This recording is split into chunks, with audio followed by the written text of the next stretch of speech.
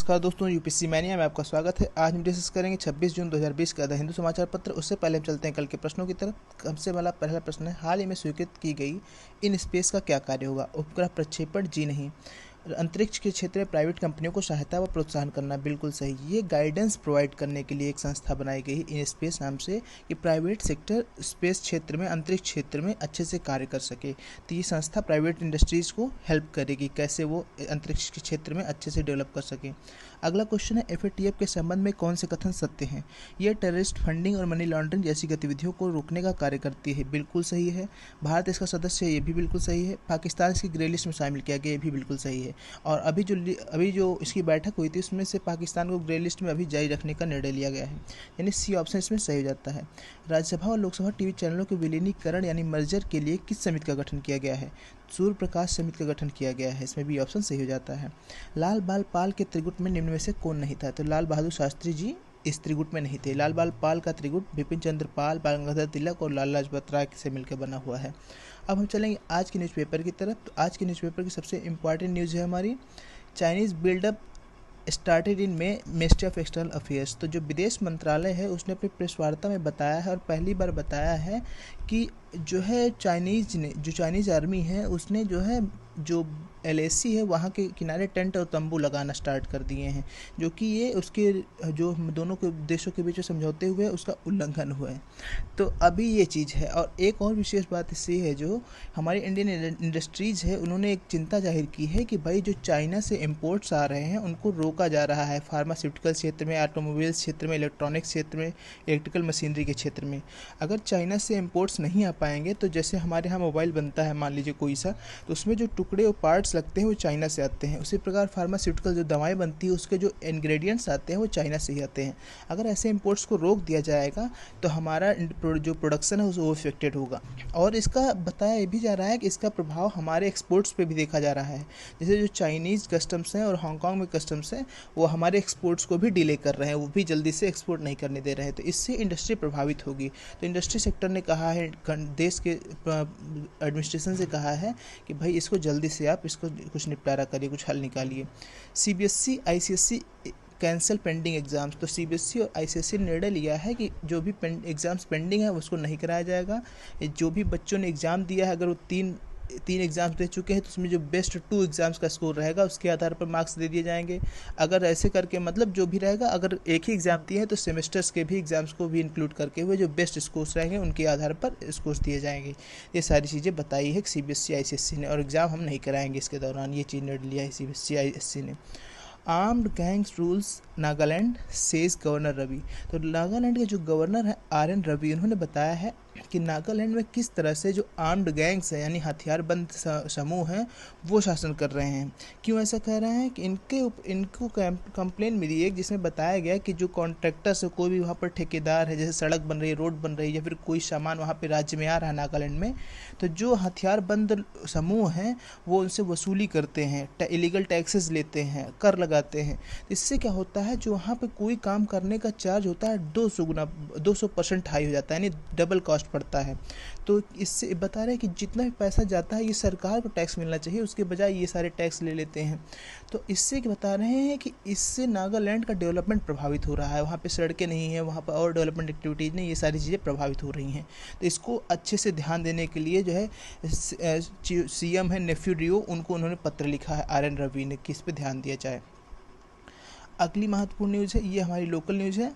अगली महत्वपूर्ण न्यूज़ है, NGT ask oil India limited to pay 25 crore for well blowout damage. तो राष्ट्रीय आपका जो है एनजीटी यानी नेशनल ग्रीन ट्राइब्यूनल या फिर राष्ट्रीय हरित अधिकरण, इसने 25 करोड़ रुपए की फ़ाइन लगाने की बात कही है। जो ऑयल इंडिया लिमिटेड है, जो असम के बागजन क्षेत्र में जहाँ पर गैस लीक हुआ था और जो है एक गैस के कुएं में आग लगी थी, उससे 25 करोड़ रुपए एनवायरनमेंट डैमेज के रूप में पेनाल्टी लगाने का निर्णय किया है।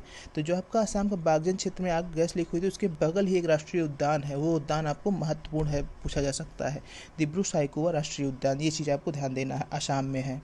अगली महत्वपूर्ण न्यूज़ है आपकी, UAE bound NRIs have to clear more hurdles. तो देखिए, जो हमारा वंदे भारत फ्लाइट चलाई जा रही है, वंदे भारत अभियान चलाया जा रहा है, इसको हमने कई बार डिस्कस किया है। वंदे भारत अभियान क्या है कि जो भी विदेश में लोग फंसे हुए हैं भारत के और भारत वापस आना चाहते हैं, तो उनके लिए जो मिनिस्ट्री ऑफ सिविल एविएशंस है उन्हें उसने एक कार्यक्रम चलाया है कि भाई हम आपको एयर इंडिया के विमान भेजेंगे, आप वापस आ सकते हो।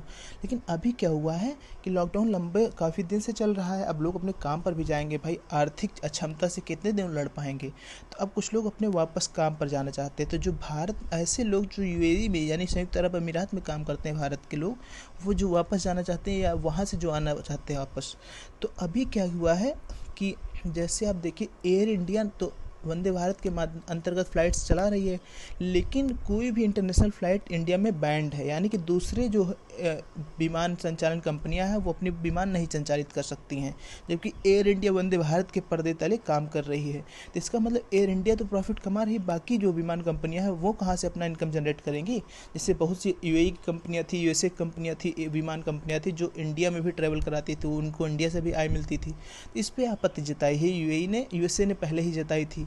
तो अभी क्या हुआ है कि यूएई ने जो एक नया रिस्ट्रिक्शन जारी किया, गाइडलाइन जारी किया, बोला है कि भाई कोई व्यक्ति अगर यूएई का यहाँ भारत से यूएई जाना चाहता है तो उसको पहले मिनिस्ट्री ऑफ फॉरेन अफेयर्स से जो है उससे अप्रूवल लेना पड़ेगा, और जो यहाँ पे एम्बेसी है उससे भी अप्रूवल लेना पड़ेगा। तो ये बात बताई गई है इसमें।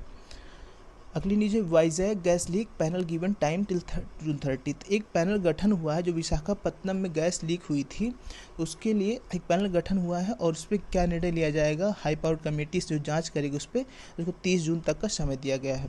तो विशाखापत्तनम गैस दुर्घटना के बारे में हम जानेंगे। तो ये क्या हुआ था, एक विशाखापत्तनम में जो एलजी पॉलीमर्स लिमिटेड कंपनी थी उसमें स्टायरीन नामक गैस की एक रिसाव हुआ था, जिसके वहाँ के आसपास के 12 लोग मर गए थे और काफ़ी लोग प्रभावित हुए थे। तो ये चीज़ आपको जानने की आवश्यकता है, स्टायरीन गैस महत्वपूर्ण हो जाती है इसकी वजह से। अगली न्यूज हम देखेंगे, onus on India to ease tensions Chinese envoy. तो जो चाइनीज़ एम्बेसडर हैं हमारे यहाँ सुन वेडोंग, तो बोल रहे हैं कि जो है जो दोनों लोगों के बीच की समस्या है भारत और चीन के, इसका जिम्मेदारी सुलझाने की किसकी, भारत की ज़्यादा है, क्योंकि भारत को चाहिए कि ये कोई भी ऐसा भ्रामक मैसेज ना दें, कोई ऐसा प्रोपेगेंडा ना फैलाएं। तो ये चीज़ें उन्होंने बताया, लेकिन हम जानते हैं कि जो है कौन मैसेज प्रोपेगेंडा कौन कर रहा है, इसी हम भली बात जानते हैं। चाइना को खुद ही बात समझनी चाहिए। Its weight and watch and disengagement. तो जैसे कि देखते हैं 22 जून को ही कंसेंसस बन गया था कि भाई अब दोनों भारत और चीन के बीच में कि दोनों लोग अपनी सेनाओं को एलएसी से पीछे ले जाओ, लेकिन अभी भी न तो भारत पीछे गया है न चाइना गया है, तो यानी अभी वही यथास्थिति बनी हुई है। तो वेट एंड वॉच पॉलिसी है, ये चीज़ बताया गया इसमें। अगली India reiterates cultural linkage with Nepal. तो नेपाल अपने नागरिकता कानून में एक संशोधन लाने वाला है, जिसके अंतर्गत ये प्रावधान रखने वाला है वो कि अगर कोई भी नेपाली व्यक्ति से कोई भी महिला, दूसरे देश की महिला नेपाली व्यक्ति से शादी करती है, या दूसरे देश का मतलब कोई भी नेपाली व्यक्ति से विदेशी व्यक्ति शादी करता है, तो उसको नेपाल की नागरिकता प्राप्त करने के लिए 7 वर्ष तक इंतजार करना पड़ेगा। तो ये मुख्यतः जो है जो वहाँ पे मधेसी जातियाँ हैं, मधेसी वर्ग है नेपाल का, उनको टारगेट किया गया है, क्योंकि देखिए मधेसियों का जो है रिश्ता यूपी और बिहार से काफ़ी होता है, वहाँ वो लोग शादियाँ यहाँ से करते हैं। तो यानी कि भारत और नेपाल के रिश्ते देख रहे होंगे आप इस वक्त थोड़ा सा कम अच्छे हैं। तो एक मधेसी जो है भारत से लिंक्ड हैं, तो जो वहाँ की रूलिंग गवर्नमेंट है वो मधेसियों को टारगेट कर रही है मेनली, तो मधेसी इस पर आपत्ति जता रहे हैं। तो हमारे विदेश मंत्रालय ने इस पर जो है स्टेटमेंट दिया है कि भारत और नेपाल का जो है कल्चरल लिंकेज है, रोटी बेटी का रिश्ता है, और इसको कोई भी निर्णय लेने से पहले नागरिकता कानून पर नेपाल को इस बात का ध्यान रखना चाहिए। ये भी हमारे विदेश मंत्रालय का कहना है। India weighing impact of US visa कर। तो यूएसए ने अभी एक वीज़ा रिस्ट्रिक्शन जारी किया है, उसने कहा है कि इस वर्ष तक हम H1B वीज़ा कोई नहीं रिलीज करेंगे। तो इंडिया बताया कि इससे दोनों देशों को फ़र्क पड़ेगा काफ़ी, क्योंकि इंडिया की जो माइग्रेंट्स हैं, स्किल्ड माइग्रेंट्स हैं, उनको जॉब मिलती है और जो है इंडिया को रेमिटेंस मिलता है। उसके बदले में जो यूएसए की टेक्नोलॉजी कंपनीज़ हैं वो इंडिया के माइग्रेंट वर्कर्स से काफ़ी बूम हुई है, उससे काफ़ी फ़ायदा मिलता है। तो इसको यूएसए को इस चीज़ को ध्यान देना चाहिए, ये बात इंडिया ने कहा है। अगली news 83 killed in lightning strikes in Bihar. तो जैसे मानसून सत्र प्रारंभ हुआ है तो अब बिहार में 83 लोग जो है बिजली के चमकने से 83 लोगों की मौत हुई है। तो ये एक प्रक्रिया, काफ़ी मौतें होती हैं इंडिया में जो है बिजली के चमकने से, तो काफ़ी सीरियस क्राइसिस है इंडिया में। अगली न्यूज़ है ICMR invites test kits maker. तो जैसे कि लॉकडाउन अब धीरे धीरे खोला जा रहा है, अब देखिए मूवमेंट लोगों का बढ़ेगा और केसेस का संक्रमण भी बढ़ता जाएगा। तो इससे निपटने के लिए हमें ज़्यादा से ज़्यादा टेस्टिंग करनी पड़ेगी, ज़्यादा से ज़्यादा अच्छे से सर्विलांस करना पड़ेगा। तो अभी जो Indian council for medical research है, जिसकी जिम्मेदारी है पूरी की रिसर्च या फिर इन सब चीज़ों से मेडिकल संबंधी रिसर्च करके उसको मॉनिटर करने की, उसने निर्णय लिया है कि और भी जो टेस्ट किट डेवलपर है उनको हम अलाउ करेंगे।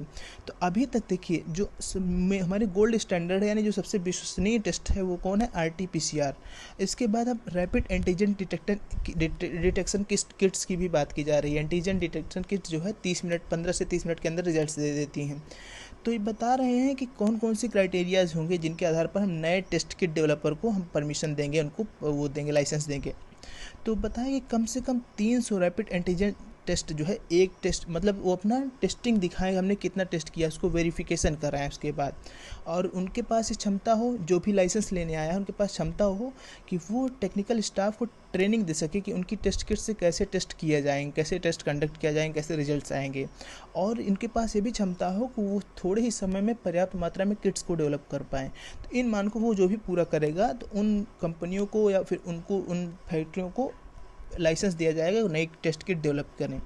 एक देखिए, एक जो है एप्लीकेशन लॉन्च हुआ है, ई ब्लड सर्विसेज एप्लीकेशन। ये हमारे जो है स्वास्थ्य मंत्री हर्षवर्धन जी ने लॉन्च किया है।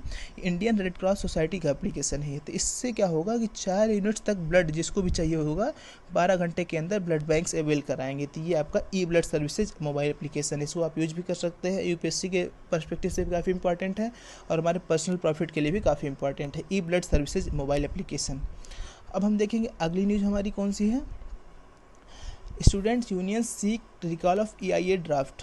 तो जो हमारा इन्वायरमेंट इम्पैक्ट असेसमेंट यानी पर्यावरण प्रभाव आकलन है, ये क्या है, देखिए कोई भी कंपनी या कोई फैक्ट्री अगर स्थापित होती है, कोई भी कार्यक्रम या उद्यम हो लागू होता है, जब जैसे स्थापित की जाती है, तो उससे पर्यावरण पर क्या प्रभाव पड़ेगा उसको हम आकलन करेंगे पहले बार। यदि पर्यावरण पर बहुत प्रभाव पड़ेगा तो उस उद्यम को या फिर उस इन्वेस्टमेंट को हम नहीं अलाउ करेंगे।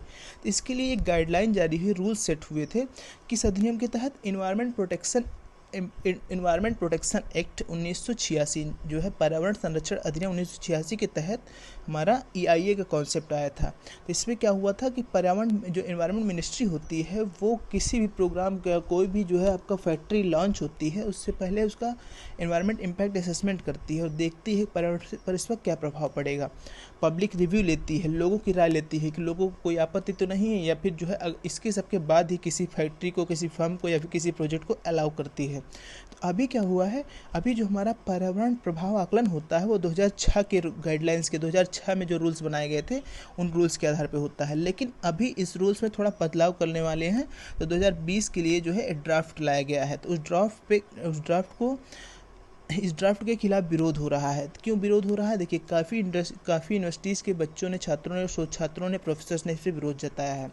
क्यों विरोध जताया है, इसमें देखिए जो पब्लिक जो है आपका, जो पब्लिक हियरिंग है, पब्लिक कंसल्टेशन यानी आम लोगों की राय लेने का समय है उसको कम कर दिया गया है। पहले काफ़ी लंबा होता था लेकिन अब इसको घटा के 40 दिन, यानी 40 दिन के भीतर ही जिसको कोई आपत्ति हो अपनी आपत्ति दर्ज कराए। और उस राय लेने के बाद जो 20 से 30 दिन, जो पहले 30 दिन का मौका मिलता था कि लोग अपनी जाके फाइल करें, वो उसको 20 दिन कम कर दिया गया है।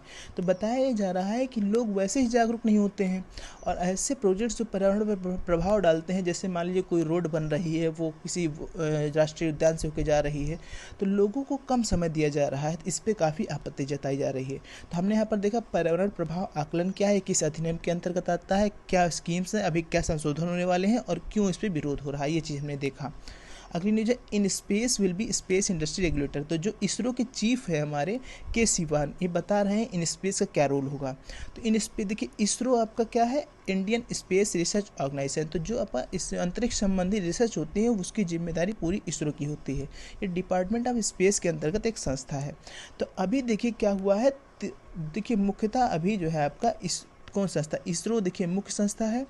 और इसरो का जो कॉमर्शियल आर्म है वो आपका एंट्रिक्स है। एंट्रिक्स के बाद एक कॉमर्शियल आर्म और बनाई गई थी आपकी NSIL, new space India limited. अभी जो आपका एक और आर्म बनाई गई है इन स्पेस, ये क्या करेगी, देखिए तो सब इसरो के बारे में आप जानते ही होंगे। एंट्रिक्स क्या है, कोई भी प्राइवेट एजेंसी है या कोई भी प्राइवेट वो है फैक्ट मतलब कंपनी है वो अपना अगर सैटेलाइट लॉन्च करना चाहती है तो एंट्रिक्स के माध्यम से लॉन्च कराएगी। NSIL क्या है, न्यू स्पेस इंडिया लिमिटेड, ये भी आपका जो भी कॉमर्शियल काम होगा इसरो का व्यापार संबंधी वो सारा करेगी। इन स्पेस क्या करेगी, इन स्पेस ये करेगी कि जो भी आपका प्राइवेट सेक्टर इंडस्ट्रीज हैं वो अगर अंतरिक्ष क्षेत्र में काम करना चाहती हैं, जिनको कोई भी अनुभव नहीं है, तो वो उनको अपना सहायता करेगी, उनको प्रमोट करेगी, उनको इंसेंटिवाइज करेगी ताकि स्पेस सेक्टर में अच्छे से काम कर सके। हमने देखा है कैसे अन्य देशों में जैसे USA में SpaceX जो है एक प्राइवेट एजेंसी है लेकिन बहुत अच्छे से कार्य करती है, तो उसी मॉडल को हम अपने यहाँ भी अपनाना चाहते हैं। तो ये चीज़ बताई जा रही है। इन स्पेस हालांकि देखिए 3 से 6 महीनों में वास्तविक रूप में अस्तित्व में आएगी, लेकिन अभी से जो डिपार्टमेंट ऑफ स्पेस होगा वो अभी से जो है प्राइवेट कंपनियों को परमिशन देना स्टार्ट कर देगा। जो भी प्राइवेट कंपनियां इस क्षेत्र में प्रवेश करना चाहती हैं वो अप्लाई कर सकती हैं अभी से, वर्तमान समय से ही, ये बात बताई गई है। अगली नीचे FATF reports flag wild life trade. तो जो FATF financial action task force है उसने एक रिपोर्ट जारी की है money laundering and illegal wild life trade. तो उसने बताया है कि जो वाइल्ड लाइफ वन्य जीवों का ट्रेड होता है इलीगली, वो लगभग $23 बिलियन का होता है एक वर्ष में। इससे काफ़ी प्रभाव पड़ता है, तो इसको भी रोकने की आवश्यकता है। जो इलीगल वाइल्ड लाइफ वो ट्रेड करके टेररिस्ट लोग या फिर इलीगल एक्टिविटीज़, ये भी इनका भी अन्य क्राइम एक्टिविटीज़ से भी रिलेशन है। हत्या जो होती है, जो भी आपको टेररिस्ट फाइनेंसिंग होती है, इन सब चीज़ों में इनका रोल होता है। जो जैसे वाइल्ड लाइफ वन्य जीवों को तस्करी से, जैसे जो आपके टेररिस्ट ग्रुप्स हैं वो भी वन्य जीवों की तस्करी से पैसा, उनकी आय का स्रोत भी है। तो इसलिए FATF इस पर इसने एक रिपोर्ट जारी की है और उसने ये भी बताया है कैसे भारत ने जो है एक अच्छा कार्य किया है 2012 में। जो भारत में एक लॉ है prevention of money laundering act, उसके तहत उसने जो पहले लिमिट थी अगर 30 लाख से ऊपर का जो है अगर वन्य जीव व्यापार है तभी इस अधिनियम के तहत उसकी जाँच होगी, उस लिमिट को भारत ने हटा दिया है। अब कोई भी जो है कार्य वन्य जीव संबंधित तस्करी कोई भी मामला है तो इस अधिनियम के तहत, प्रिवेंशन ऑफ मनी लॉन्ड्रिंग अधिनियम के तहत उसको केस फाइल किया जा सकेगा। ये बात इसकी बड़ाई की है। Push for pedalling during pandemic, तो एक वेबिनार ऑर्गेनाइज किया गया और जो आपके ministry of housing and urban affairs हैं, मिनिस्टर हैं, उन्होंने इस पर बोला और एक कैंपेन लॉन्च किया, साइकिल्स फॉर चेंज चैलेंज। तो बताया इसमें कि जो हमारा क्या कहते हैं वो लॉकडाउन के दौरान कैसे हम चीज़ों को देख रहे हैं, एक नया परिदृश्य आ रहा है। हमको अपने स्वास्थ्य की चिंता करनी चाहिए, अपनी इम्यूनिटी को बूस्ट करनी चाहिए और पर्यावरण से जुड़े होना चाहिए। तो इसके लिए साइकिल्स को बढ़ावा देने को उन्होंने कहा है। तो इससे क्या क्या उपाय होता है, जैसे एक रोड पे जो सड़कों पे है साइकिल की एक अलग से लेन बनाई जाए या फिर किराए पे साइकिल उपलब्ध कराई जाए, ऐसी स्कीमों से साइकिल को बढ़ावा दिया सकता है। इस आर्टिकल में 2 और स्कीमों की बात की जा रही है। Smart cities mission. Smart city mission क्या है, 2015 में गवर्नमेंट ऑफ इंडिया ने एक स्कीम लॉन्च की थी जिसके अंतर्गत ये टारगेट किया था कि 100 जो है हम वर्ल्ड लेवल की सिटीज़ बनाएंगे, जिसमें वर्ल्ड लेवल का इंफ्रास्ट्रक्चर होगा, अच्छे से पूरा जो है कोऑर्डिनेटेड कंट्रोलिंग होगी, सारी चीज़ होगी। और दूसरी स्कीम इसमें बात की जाए अमृत, यानी Atal mission for rejuvenation and urban transformation. तो 500 ऐसे जो सेकेंड टीयर की सिटीज़ है, यानी जो थोड़ा सा कम डेवलप्ड सिटीज़ हैं, उनमें अच्छे से सैनिटेशन, पानी पीने की व्यवस्था, रहने की व्यवस्था, पार्क्स, ये सारी चीज़ें अच्छे से व्यवस्था हो, तो ये सारे काम अमृत मिशन के अंतर्गत होगा। तो इसमें बता रहे हैं कितना खर्च हुआ है, कितना नहीं खर्च हुआ, ये सब चीज़ें फिलहाल आपको जानने की आवश्यकता नहीं है। अगली नीचे ozone pollution sees a spike report. तो एक रिपोर्ट जारी की जिसमें बताया गया है कि इस लॉकडाउन के दौरान ओजोन का प्रदूषण काफ़ी बढ़ा है। तो ओजोन क्या प्रदूषण करती है, आप ये भी सोच रहे होंगे। तो ओजोन हालांकि जब स्ट्रेटोस्फीयर यानी कि इस समताप मंडल में होती है तो ये हमको अल्ट्रावायलेट किरणों से बचाती है, तो ये हमारे लिए फ़ायदेमंद है। लेकिन अगर यही ओजोन हमारे क्षोभ मंडल में यानी ट्रोपोस्फीयर में, जो पर्यावरण की सबसे निचली परत है, उसमें अगर रहता है तो ये प्रदूषणकारी होता है। तो ओजोन आपका सेकेंडरी पॉल्यूटेंट है, यानी द्वितीयक प्रदूषक है, यानी कि सीधे ये इसका अस्तित्व में नहीं आता है। ये जो है ओजोन डायरेक्टली नहीं होता है, बल्कि ओजोन जो है दूसरे पॉल्यूटेंट से बनता है, जैसे कि आपका नाइट्रोजन डाइऑक्साइड है, वोलेटाइल ऑर्गेनिक कंपाउंड्स हैं और गैसेज है। जब इस पर जब सूर्य की रोशनी पड़ती है तब ओजोन बनती है, ओजोन डायरेक्टली एग्जिस्ट नहीं करती है, तो इसलिए इसको सेकेंडरी पॉल्यूटेंट बोलते हैं। तो अभी जो लॉकडाउन के दौरान रिपोर्ट बता रही है कि ओजोन के प्रदूषण में काफ़ी बढ़ने की मात्रा देखी गई है और ओजोन की थोड़ी सी ही मात्रा बहुत प्रॉब्लम कर सकती है। ये अन्य गैसों से काफ़ी ज़्यादा खतरनाक होती है क्योंकि ये हाईली रिएक्टिव है, हमारी सांस संबंधी समस्याओं को जन्म देने की क्षमता रखती है। तो हमने देखा, अब हम चलेंगे अपने अंतर्राष्ट्रीय खबरों पे। तो अंतर्राष्ट्रीय खबर है सबसे पहले गूगल टू पे फॉर न्यूज़ कंटेंट। तो गूगल के खिलाफ जर्मनी और ऑस्ट्रेलिया, गूगल के खिलाफ फ्रांस और ऑस्ट्रेलिया ने क्लेम किया था, बल्कि फ्रांस ने तो एक टैक्स भी लगाया था, गाफा टैक्स। ऑस्ट्रेलिया भी अभी न्यूज़ में थी क्योंकि वो भी टैक्स लगाने की बात कर रही थी। तो उसमें ये कहा था कि भाई जो है, जब से गूगल आया है तो हमारी जो न्यूज़ कंपनियों को एडवर्टीज़मेंट मिलता था, वो सारा एडवर्टीज़मेंट गूगल जैसी कंपनियां खींच ले रही हैं। तो हमारे न्यूज़ चैनलों को एडवर्टीज़मेंट नहीं मिल पा रहा है, तो उनका अस्तित्व खतरे में है। तो ये कहा था कि भाई जो गूगल से बोला था, गूगल जैसी कंपनियां हैं कि इन पे, और ये कोई टैक्स तो देती नहीं है, ये टैक्स केवल जहाँ पे होती है वहाँ पे देती है। जैसे गूगल का ऑफिस मान लीजिए यूएसए में है, लेकिन गूगल तो पूरे विश्व भर में काम कर रहा है, तो हमारे इंडिया से भी उसकी इनकम हो रही है, लेकिन इंडियन कंपनी, इंडियन गवर्नमेंट को कोई टैक्स नहीं दे रही है। तो इसी बात पे ऑस्ट्रेलिया और फ्रांस ने कहा था कि भाई ऐसा है, आपको हमारे यहाँ भी टैक्स देना पड़ेगा, और न्यूज़ एजेंसीज जो हैं उनको भी आपको कुछ प्रॉफिट, अपना लाभ शेयर करना पड़ेगा। लेकिन गूगल ने कहा था हम नहीं करेंगे। तो लेकिन अभी क्या हुआ है, गूगल ने कहा कि भाई देखो, उन्होंने सोचा होगा कि अगर हम ऐसे करेंगे तो हो सकता है हम लीगल बैटल्स में आए, हम जो है कानूनी मामलों में हम फंसेंगे, हमको अनावश्यक केस लड़ना पड़ेगा, कोर्ट के चक्कर लगाने पड़ेंगे। तो अभी गूगल ने निर्णय लिया है कि जो भी न्यूज़ कंटेंट्स होंगी, जो भी न्यूज़ चैनल्स हैं, उनको हाई क्वालिटी न्यूज़ कंटेंट के लिए पेमेंट करेंगे। जैसे कोई भी एक्सक्लूसिव न्यूज़ है या फिर कोई हाई कंटेंट मटेरियल है, तो उसके लिए जो है उन चैनलों को गूगल पेमेंट करेगा। तो गूगल एक ऐसा जो है नया एमएनसी हुई, यही चीज़ आपको ध्यान देना है, न्यूज़ में इंपॉर्टेंट है। Japan scraps US missile system. तो जापान जो है एक यूएस की एंटी मिसाइल सिस्टम जो है इंस्टॉल करने वाला था, जो ऐसा सिस्टम कि जो कोई मिसाइल जापान पे छोड़ेगा तो उसको निष्क्रिय कर देगा हवा में ही। लेकिन अभी जो है, जो लोकल लोगों के विरोध के बाद जो है, उसने, जापान ने ऐसी स्कीम को कहा है भाई कि ये सारी चीज़ें हम नहीं लगाएंगे, क्योंकि लोकल्स का काफ़ी विरोध हुआ। Abide by UNSC orders, UN tells members after US report at Pak. तो यूएसए के एक जो है, यूएसए ने एक रिपोर्ट जारी की थी पाक, जिसमें लिखा था, जिसमें उसने बताया कि पाकिस्तान जो है आतंकवाद का सुरक्षित गढ़ है, सेफ हार्बर ऑफ टेररिज्म है पाकिस्तान। तो उसके बाद जो यूनाइटेड नेशंस के जो है सेक्रेटरी जनरल हैं एंटोनियो गुटेरेस, उन्होंने कहा है कि भाई सभी देशों को संयुक्त राष्ट्र संघ सुरक्षा परिषद के आदेशों को पालन करना चाहिए। यूनाइटेड नेशंस, एक देखिए, एक जो है आपका कन्वेंशन हुआ, एक वो हुआ है यूएनएससी रेजोल्यूशन 1267 है, उसके अंतर्गत टेररिस्ट फाइनेंसिंग जैसी एक्टिविटीज़ को कर्ब करने की बात की जाती है। तो पाकिस्तान को भी एक इशारा दिया है इन्होंने, एक तरह से कोई भी कंट्रीज जो है टेररिस्ट को फाइनेंस ना करें, उनको पनाह ना दें। Pentagon list companies backed by Chinese army. तो पेंटागन जो है आपका, जो वहाँ पे रक्षा मंत्रालय यहीं पे निवास करता है यूएसए का, तो उसने एक लिस्ट बनाई है जिसमें चाइनीज़ ऐसी कंपनीज़ को लिस्ट किया है जो चाइनीज़ आर्मी के बैक्ड कंपनी है। देखिए, चाइना में मुख्यतः बहुत सारी जो कंपनियां हैं वह तो चाइनीज़ गवर्नमेंट की जो है बैकिंग होती है उनमें, या फिर चाइनीज़ आर्मी की। तो वो जो कंपनियां हैं वो सारे डाटा को चाइनीज़, मतलब जो चाइनीज़ ऑफिसर्स उसको यूज़ करते हैं। तो जैसे कोई चाइनीज़ कंपनी है मान लीजिए, और वो डाटा कलेक्ट करके इंडिया में काम कर रही है, डाटा कलेक्ट करके अपनी आर्मी को दे देगा, तो वो काफ़ी हमारे लिए नुकसानदायक हो सकता है। तो जैसे हुवेई जैसी कंपनियां हैं, ऐसी कंपनियों की एक लिस्ट बनाई है पेंटागन ने कि इन कंपनियों से बच के रहना है थोड़ा सा, ये बताई लिस्ट उसने। अब economic sectors news, SEBI eases preferential issues pricing norms for companies. तो जो security and exchange board of India है, उसने कंपनीज को जो है आसानी से लोन मिल सके, वो आसानी से मार्केट से पैसा उठा सकें, तो इसलिए जो प्रेफरेंशियल इशू होता है उसके मानकों को आसान किया है। प्रेफरेंशियल इशू क्या है? कोई कंपनी यदि पैसा उठाना चाहती है और नए शेयर धारकों को नहीं जोड़ना चाहती है, तो अपने पुराने शेयर धारकों को ही कुछ सस्ते मूल्य पर अपने शेयर बेच देती है, इसको प्रेफरेंशियल इशू कहते हैं। इसके लिए कुछ मानक तय किए होते हैं। तो सेबी ने अभी उन मानकों को ढीला किया है कि भाई ठीक है, हम ज़्यादा कटाई नहीं करेंगे, थोड़ा सा ढीले मानकों पे ही आप जो है नए प्रेफरेंस इशू शेयर इशू कर सकते हैं, जिससे कंपनियां आसानी से और पैसा उठा सकती है मार्केट से। Sugar production set to increase next season ISMA। तो जो आपका इंडियन शुगर मिल्स एसोसिएशन है, उसने बताया है कि लगभग जो है जो चीनी का उत्पादन है अगले वर्ष बढ़ने वाला है, तो 305 लाख टन होगा, जो कि 2019-20 में 272 लाख टन ही था। तो क्यों बढ़ने वाला है? क्योंकि लगभग 8% ज़्यादा क्षेत्र में शुगर जो है, जो आपका गन्ने का बुआई की गई है। तो कई मानक है, कहीं कहीं उत्पादकता भी बढ़ने की बात की जा रही है, कहीं कहीं उत्पादन क्षेत्र भी बढ़ाया गया है। इसलिए यह अनुमान लगाया जा रहा है कि शुगर के उत्पादन में बढ़ोतरी देखने को मिलेगी। अगली न्यूज़ है, Hindustan Unilever limited to drop fair and lovely screen lightning product name.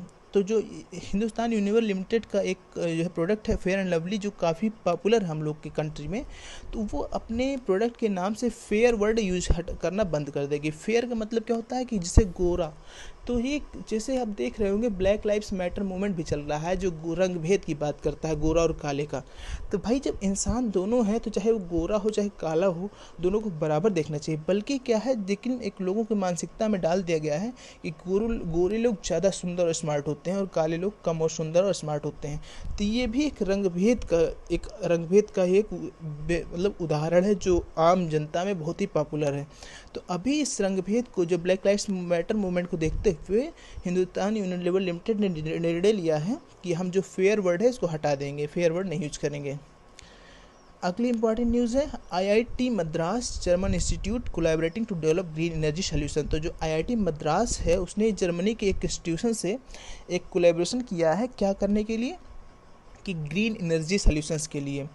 तो एक स्कीम चलाई जा रही है ministry of human resource development के द्वारा, स्पार्क स्कीम। इसके अंतर्गत जो है विदेशी संस्थानों से मतलब कोलैबोरेशन करके इंडियन जो है वो है इनोवेशन के क्षेत्र में काम करेंगे। 66 लाख रुपए इसमें अलॉटमेंट भी हुआ इसके लिए। तो हम देखेंगे आईआईटी मद्रास क्या कर रहा है। आईआईटी मद्रास जो है आपका हाइड्रोजन के जो है कैसे बनाया जाए। हाइड्रोजन देखिए बहुत अच्छा एफिशिएंट और एनवायरनमेंट फ्रेंडली फ्यूल है। तो हाइड्रोजन को कैसे जो है उत्पादन किया जाए जिससे हमारा कोई पर्यावरण पर प्रभाव नहीं हो। तो सामान्य रूप में जो हाइड्रोजन का उत्पादन किया जाता है उसमें काफ़ी मात्रा में कार्बन डाइऑक्साइड रिलीज होती है जो कि हमारा पर्यावरण को प्रदूषित करती है। लेकिन अभी ये लोग किस मेथड पे काम कर रहे हैं, वाटर इलेक्ट्रोलिसिस मेथड पे। तो वाटर इलेक्ट्रोलिसिस मेथड क्या होता है कि जल में एक इलेक्ट्रोलाइट जो है जल विलयन को उसमें इलेक्ट्रिसिटी पास करा के H2O मॉलिक्यूल्स को H2 और O में तोड़ देंगे। तो इसके लिए कैटालिस्ट की भी आवश्यकता पड़ती है। तो अभी इन्होंने जर्मनी से इसीलिए कोलैबोरेट किया है कि सस्ता और अफोर्डेबल कैटालिस्ट यूज किया सके जिससे जो है वाटर इलेक्ट्रोलिसिस मेथड काफ़ी सस्ता हो सके, आसान हो सके, क्योंकि ये एनवायरनमेंट फ्रेंडली है। तो ये हमने देखी आज की न्यूज़। अब इससे संबंधित प्रश्नों की ओर चलेंगे। प्रश्न हमारे कुछ इस प्रकार हैं। विशाखापत्तनम गैस दुर्घटना में किस गैस का रिसाव हुआ था। Methyl isocyanate, ozone, styrene, sulphur dioxide. प्रश्न संख्या 2 है पर्यावरण प्रभाव आकलन इन्वायरमेंट इम्पैक्ट असेसमेंट का प्रावधान किस अधिनियम के अंतर्गत हुआ है। वन्य जीव संरक्षण अधिनियम 1972, पर्यावरण संरक्षण अधिनियम 1986, जैव विविधता अधिनियम 2002, उपयुक्त सभी। निम्न में से कौन सा द्वितीयक प्रदूषक या यानी सेकेंडरी पोल्यूटेंट है। धूल कण, सल्फर डाइऑक्साइड, ओजोन, उपयुक्त सभी। हाल ही में किस बहुराष्ट्रीय कंपनी ने एडवर्टीजमेंट से आने वाले पैसों को न्यूज़ चैनलों से साझा करने का निर्णय किया है। Google, Amazon, Facebook, Alibaba. तो इन सभी का प्रश्नों का जवाब आपको कमेंट बॉक्स में देना है। तो ये थी हमारी आज की न्यूज़पेपर डिस्कशन। बहुत बहुत धन्यवाद। Thank you.